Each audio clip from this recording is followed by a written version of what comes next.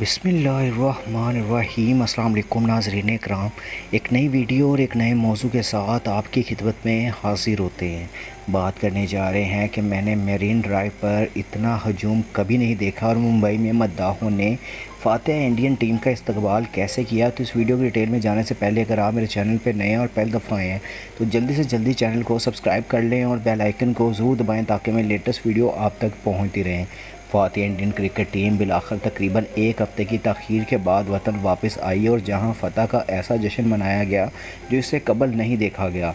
जुमेरात की सुबह Indian team पहले दारुल हुकूमत दिल्ली पहुंची, जहां इसने इंडिया के वज़ीर-ए-आज़म नरेंद्र मोदी से मुलाकात की और अपने तजुर्बात शेयर किए। अगर कप्तान रोहित शर्मा ने फ़ाइनल के बाद पिच की घास चखने के बारे में बताया तो वहीं man of the match Virat Kohli ने तकब्बुर या अना के बारे में बात की कि वो किस तरह खेल का दुश्मन है। Man of the series Jasprit Bumrah और फाइनल में शानदार कैच लेकर मैच का रुख बदलने वाले सूर्य कुमार यादव ने भी अपनी कहानी सुनाई। इन सब पर बाद में बात करते हैं। पहले हम इंडियन टीम की फ़तह के जश्न के बारे में बात करते हैं, जो दिल्ली के बजाय मुंबई के साहिल मेरीन ड्राइव से शुरू होकर वानखेड़े स्टेडियम तक पहुंची और नामा निगार जानवी मोले वहां मौजूद थे। उन्होंने कहा कि इस परेड को देखने और इसमें शिरकत के लिए हज़ारों लोग मेरीन ड्राइव पहुंचे थे और उन्होंने इससे कबल इतनी भीड़ वहां कभी नहीं देखी थी। मैंने मेरीन ड्राइव पर इतना हजूम कभी नहीं देखा। मैंने मैराथन के दौरान भी इतनी भीड़ नहीं देखी। किला चंद चौक पर अफरा तफरी थी। यही सूरत हाल वानखेड़े स्टेडियम के करीब थी। पुलिस भी हजूम पर काबू पाने में मुश्किलात से दो चार थी। दोपहर 2 बजे से ही स्टेडियम के गेट पर भीड़ जमा होना शुरू हो गई थी। मुझे बताया गया है कि शाम 4 बजे स्टेडियम में दाखिला शुरू होगा और आधे घंटे में ही पूरा स्टेडियम भर गया। दफ्तर में काम करने वाले भी इस दिन 2-3 बजे तक दफ्तर से निकल गए और सुबह से ही तैयारियां जारी थीं और बैनर्स लगाए जा रहे थे और दरख्तों की शाखें काटी जा रही थी ताकि बस पर सवार इंडियन खिलाड़ियों को परेशानी ना हो। हमने 4:30 बजे तक मद्दाहों से बातचीत ख़त्म की और नरीमन पॉइंट से रवाना हुए। इस वक्त तक सड़क का एक हिस्सा गाड़ियों के लिए बंद कर दिया गया। हजूम को देखकर हमने गाड़ी छोड़ दी और पैदल चलने लगे। हमारी फासली तरबियत और मुंबई की मुकामी ट्रेनों में सफ़र करने के तजर्बे ने हमारी मदद की। जब हम किला चंद चौक पहुँचे तो वहाँ बहुत बड़ा हजूम था। हमने भीड़ से दूर रहने का फ़ैसला किया और चर्च गेट स्टेशन की तरफ चल पड़े और बिलाखिर प्रेस क्लब पहुँच गए, जो कि स्टेडियम से 1.5 किलोमीटर के फासले पर है। यहाँ यहीं से वानखेड़े में भीड़ की गर्ज सुन सकते थे।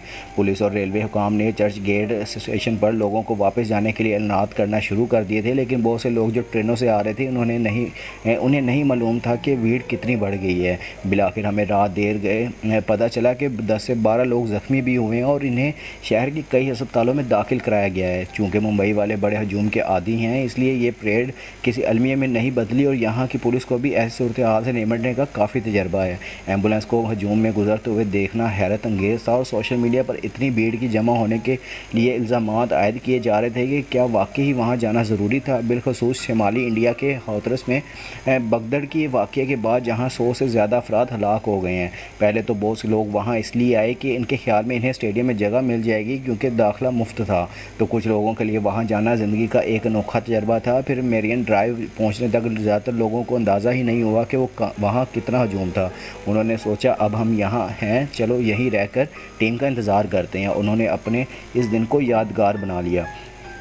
गुज़िश्ता साल जब इंडियन टीम गुजरात के शहर अहमदाबाद में वनडे वर्ल्ड कप का फाइनल ऑस्ट्रेलिया से हार गई थी तो वज़ीर-ए-आज़म मोदी ने इनके ड्रेसिंग रूम में इनकी हौसला अफजाई के लिए गए थे। और अब जब के टीम ने T20 वर्ल्ड कप में फ़तह हासिल की है तो पूरी टीम वज़ीर-ए-आज़म से मिलने पहुंची। सन 1983 में जब इंडिया ने इंग्लैंड में पहली बार वर्ल्ड कप जीता था तो कपिल देव की क़यादत वाली टीम इस वक्त के वज़ीर-ए-आज़म इंदिरा गांधी से मिलने पहुँची थी, जहाँ इन्हें अशाया दिया गया था।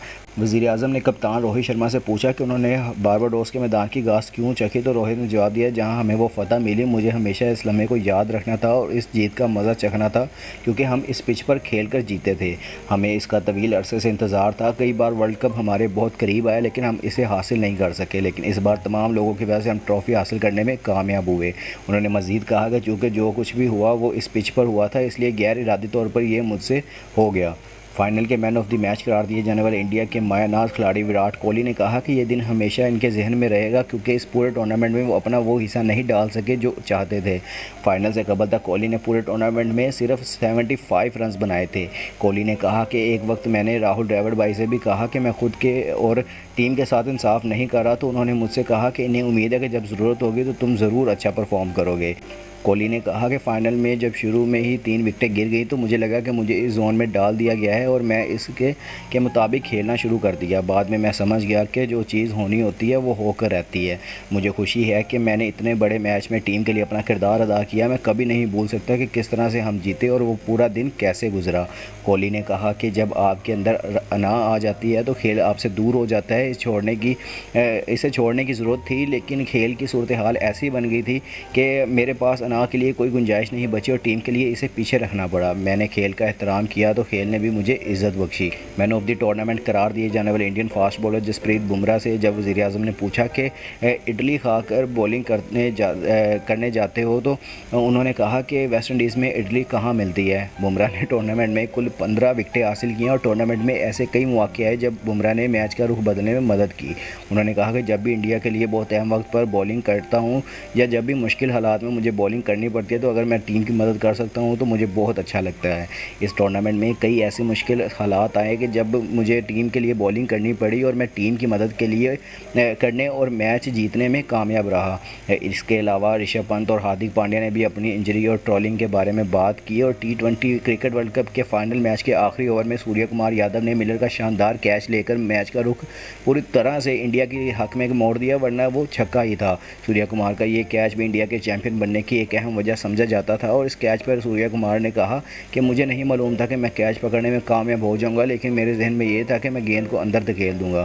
सूर्य कुमार यादव ने कहा कि एक बार जब गेंद मेरे हाथ में आई तो मैंने इसे रोहित भाई की तरफ फेंकने का सोचा, लेकिन वो बहुत दूर थे। फिर मैंने अंदर फेंका और वापस आकर कैच पकड़ लिया। सूर्य कुमार ने बताया कि उन्होंने ऐसे कैच पकड़ने की काफ़ी मशक की थी और राहुल द्रविड़ ने बताया कि सूर्या ने मशक के दौरान इस तरह के 150-160 कैचेस पकड़े थे। उन्होंने ये भी बताया कि मोहम्मद सिराज ने शुरू के सिर्फ 3 मैचेस खेले, जबकि 3 ऐसे खिलाड़ी थे जिन्होंने एक भी मैच खेलने का मौका नहीं मिल सका, लेकिन इसका जोश कभी भी कम नहीं हुआ और बिलाखिर एक तारीखी फ़तह इंडिया के हिस्से में आई। आप नीचे कमेंट सेक्शन में अपनी राय का इजहार ज़रूर कीजिएगा कि आपको ये मैचेस और इंडिया का इस तरह वर्ल्ड कप जीतना कैसा लगा। अगर आपको मेरी ये वीडियो पसंद आई है तो जल्दी से जल्दी लाइक शेयर और कमेंट्स कर दिया करें, और जिस भाई ने अभी तक चैनल को सब्सक्राइब नहीं किया वो जल्दी से जल्दी चैनल को सब्सक्राइब कर लें और बेल आइकन को ज़रूर दबाएँ ताकि मेरे लेटेस्ट वीडियो आप तक पहुँचे। इंशाल्लाह मिलते हैं नेक्स्ट वीडियो में। अपना और अपने आसपास के लोगों का ख्याल रखिएगा और दुआओं में हमें भी याद रखिएगा। अल्लाह हाफ़िज़।